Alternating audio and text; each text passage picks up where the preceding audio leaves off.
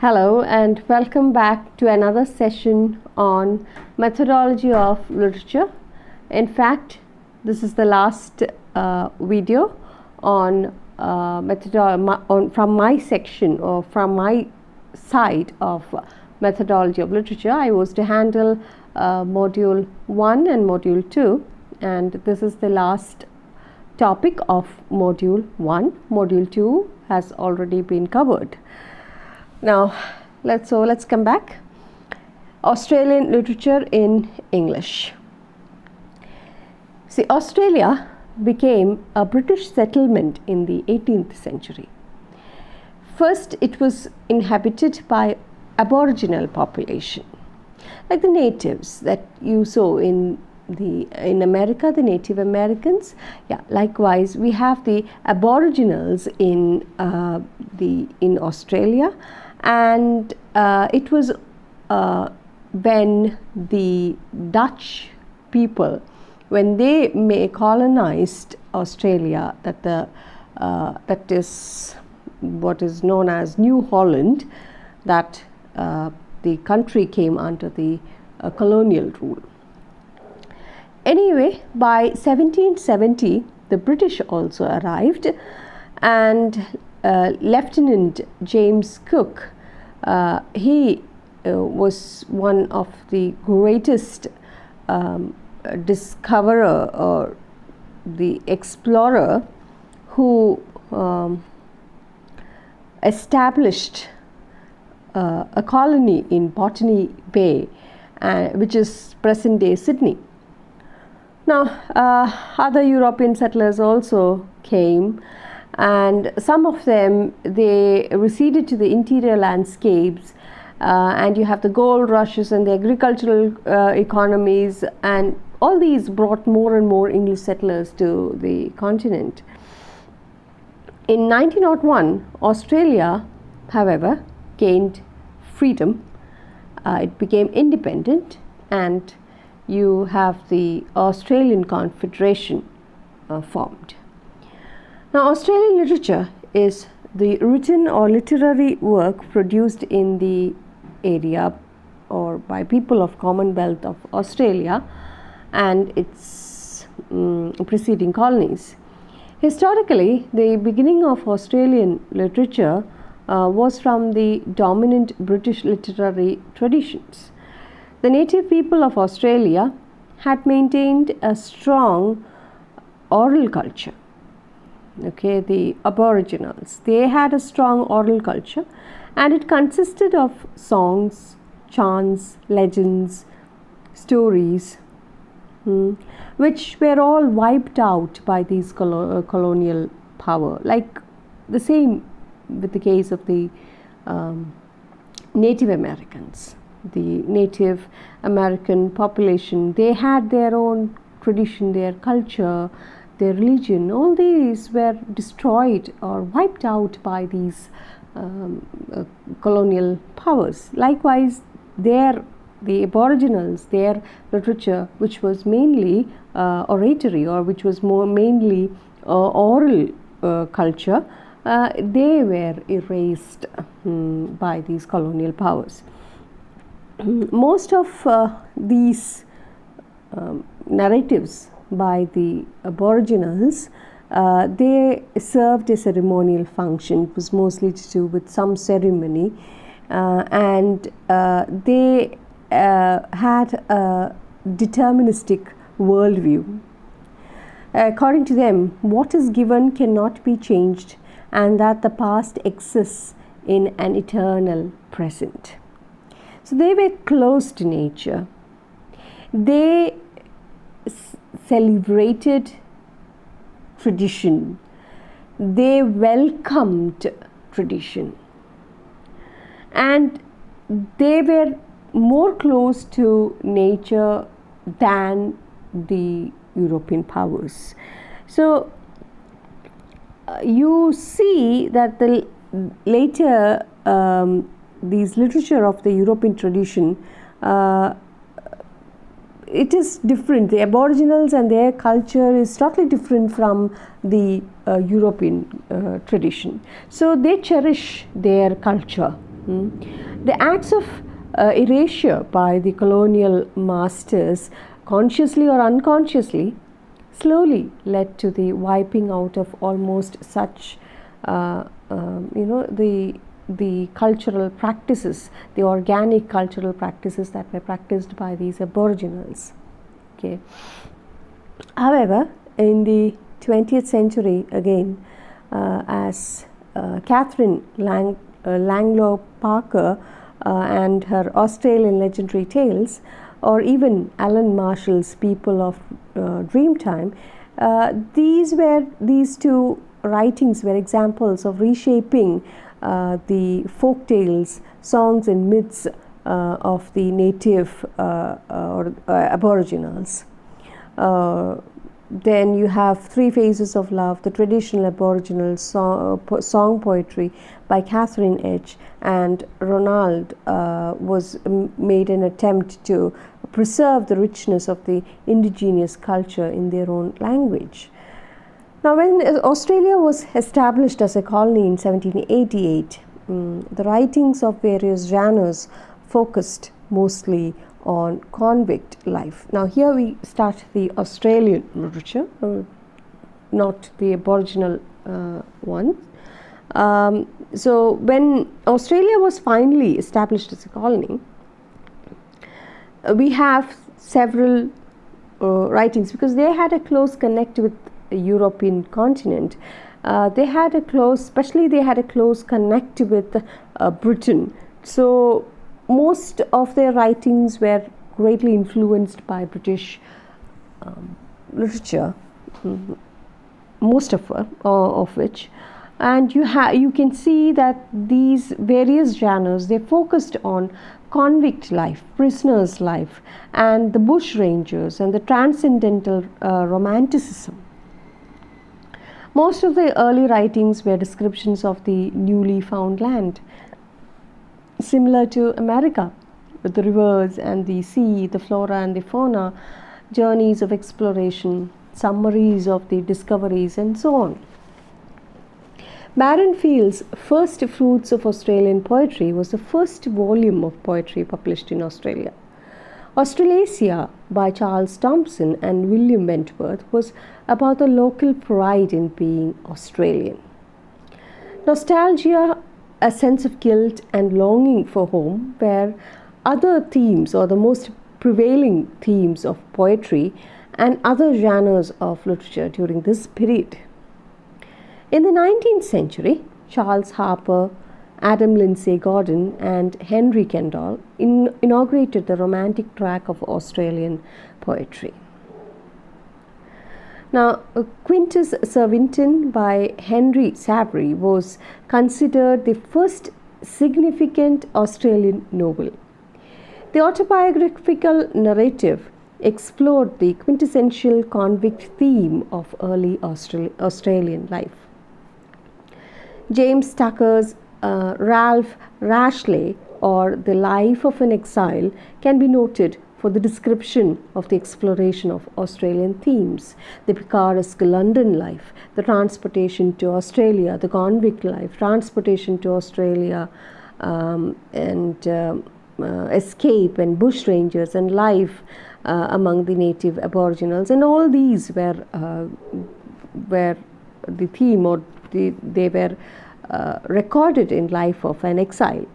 One of the popular Australian novels was Recollections of Geoffrey Hamlin by Henry Kingsley, which focused on convict experience, or getting lost and being found among the bushes. Then Marcus Clarke, for the term of his natural life, was popular for its documentation of horrors of being convicted. The prose writings of the period include Matthew Flinders' A Voyage to Terra Australis in 1814. In and around 1901, Australian literature started to concentrate on the emergence of nationalist sentiments. Through journals like Bulletin, the nationalist slogan of Australia for the Australians was created. The national pride, the values of rural life, and sympathy for the struggles of small scale farmers were popularized in the journal. During this phase, you see egalitarianism, democracy, national identity, and mateships, which became powerful themes. It was also an era when authors such as A.B. Patterson, Henry Lawson, and Steele Rudd advanced the idea of bush realism. Joseph Furphy's novel, Such is Life, is an example of nationalist fiction, and it is a mix of realism and philosophical meditation set against the backdrop of rural world of 1880. However, there emerged simultaneously some critical engagements against bush realism in Barbara Bainton's stories and Christopher Brennan's poems in 1930. After the establishment of the Confederation, themes such as bush ranging, convictism, and exploration became obsolete. They were things of the past. Daisy Bates' The Passing of the Aborigine is, in its symbolic title, voiced the fading interest in the original people of the land as literature became more experimental. Children's books, which began to arrive in large numbers, reflected the economic miracle and loyalty to the nation. Norma Lindsay's The Magic Pudding became standard fare for generations of Australian children, besides numerous works by Ethel Turner, Ethel Pedley, Amy, Louis Mack, May Gibbs, and Mary Grant Bruce. Mary Gilmore, Walter Murdoch, and E.J. Barnfield were creating the spirit of the times through their essays that bridge the past and the present.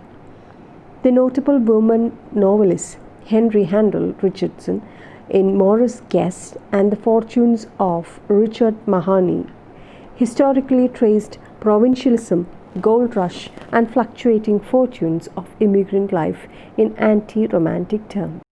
However, romantic and realistic veins existed in the fictions of Catherine Susanna Richard, Kaylee Tennant, and Eleanor Dark. The modernist phase of Australian poetry began with Kenneth Slessor's Earth Visitors and Five Bells. The philosophically complex writings of R.D. Fitzgerald explored themes from history in the fragmented modernist language. Of 1930s was, however, the Jindi Worapak movement. It was an attempt to free Australian art from alien influences which threatened to overwhelm the young Australian literature then in the making. The prominent writers of this group were Nancy Cato, James Devani, Iron Go, William Hart Smith, Rex Ingemels, Ian Moody, Roland Robinson, and Martin Kennedy. The first Jindi Worapak anthology was published in 1938. It coincided with the publication of Xavier Herbert's Capricornia. Despite the author not belonging to the group, which also articulated the themes of the Jindis, that is, the concern for the Aboriginals, discovery of the outback, social protest, and the true spirit of Australia. Australian writing in English entered a new phase during the war period, with the new little magazines including Southerly and Meanjin devoted to the promotion of young Australian writing and innovative experimental writings. Examples include The Man Who Loved Children by Christina Stead, which explores the relation between personality and environment, particularly the theme of exploitation Then you have Patrick White, the first Australian to win the Nobel Prize in 1973 through novels like The Tree of Man, Wars, and Riders in the Chariot, which surpassed the limitations of nationalism by great imagination and elaborate imagery. Martin Boyd's novels, particularly Lucinda Brayford and the Langton Quartet, beginning with the Cardboard Crown, are chronicles of the decline of the genteel and aristocratic tradition. In To the Islands, Randolph Stowe intertwined aspects of European and Aboriginal culture and belief. Patricia Wrightson, who was outstanding in children's literature, cleverly juxtaposed Aboriginal fictions and motifs with Australianness. The poets of the post-war period, like A.D. Hope, sought a new symbolic reading of Australia through meditative yet satiric, elusive verse. The most notable of his poems were Death of the Bird and Moscus Mosciferus, which continued the tradition of John Dryden. The poetry of Judith Wright was more emotionally charged, loaded with concepts that were abstruse and lodged in images of natural world. Douglas Stewart, David Campbell, James Macaulay, Rosemary Dobson extended the symbolic tradition in post-war poetry. Vivian Smith and Gwen Harwood were especially known for their meditative tradition that Hope began.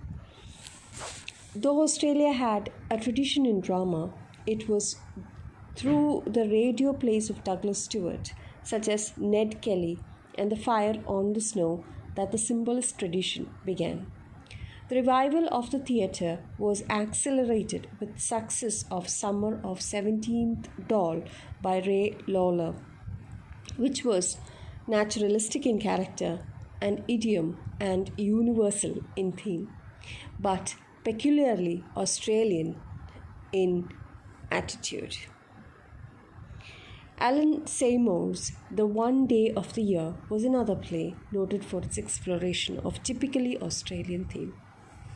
In non-fiction, it was the period of histories and biographies. Most of the prose narratives were rooted in history, either personal or social. For example, Judith Wright's Generation of Men, Mary Durac's Kings in Grass Castle, Martin Boyd's Day of My Delight, Hall Potter's The Watch on the Cast Iron Balcony, and so on. In the contemporary period of Australian literature, there is a revival of Aboriginal writing. During the 1970s and 1980s, Aboriginal people began to write in formal English. Some of them designed an Aboriginal English consisting of short and simple sentences. As a characteristic feature, it employs repetition, a certain dignity, and a rich sense of humor. Sally Morgan's My Place, Paddy Rose, Gulara Bulu, Stories from the West Kimberley were brilliant in the articulation of nativism and ethnic pride. With the publication of We Are Going, Udru Nunakal became the first Aboriginal Australian to publish a book of verse in 1964. Mudruru Narogin's Wild Cat Falling, Kim Scott's Benang were two novels remarkable for the employment of fictional devices in the telling or writing of Australian history from the native point of view. Contemporary novelists broke free from all restraints and started to explore the many possibilities of fantasy. Peter Carey's Booker Prize winning Oscar and Lucinda is noted for the postmodernist narrative that employed fantasy as structuring device. The Chant of Jimmy Blacksmith and Schindler's Ark by Thomas Kennedy explored the intersection of history and individual life. The tension-filled intercultural relation became the subject matter of Thea Ashley's Bench Masters and Rylands, a book for the world's last leader. That's its subtitle, Rylands, a book for the world's last reader, and Randolph Stowe's Visitants. David Malouf brilliantly explored the transforming power of imagination in novels like An Imaginary Life and Remembering Babylon. C.J. Koch, Shirley Hazard, Kate Grenville, Helen Garner, Glenda Adams, Barbara Hanrahan, and Elizabeth Joly form other leading Australian novelists of the contemporary period. Les Murray, Bruce Daw, Robert Gray, and Robert Adamson and John Tranter were the leading poets of 1990s. Dog Fox Field by Murray was about the importance of poetry in ordinary life. Bruce Daw's poem had a journalistic quality as exemplified in Sometimes Piano and Certain Things by Gray are examples, Robert Gray, are examples of Image's lyric verse. Robert Adamson's The Clean Dark and John Tranter's The Floor of Heaven were collections of experimental verse. David Williamson's Traveling North and Dead White Males were two of the best plays of this phase. Robin Davidson's Tracks is an account of her trek across Australia with her camels. And this was an example of the budding travel writing genre. Rusla Majeska, her Stravinsky's Lunch is an interweaving of history and personal story, and this was another non-fiction classic. So literature in the postmodernist period is in fact an articulation of differences. It was mostly regional, cultural and ethnic, and the contemporary Australian literature is no different in this regard. So with this we have come to the end of our semester's portion. I hope you will go through the videos once again so that you will answer and you will understand better. So with this in mind, thank you, and I'll see you in the next video on Nagmandala. Thank you and keep safe.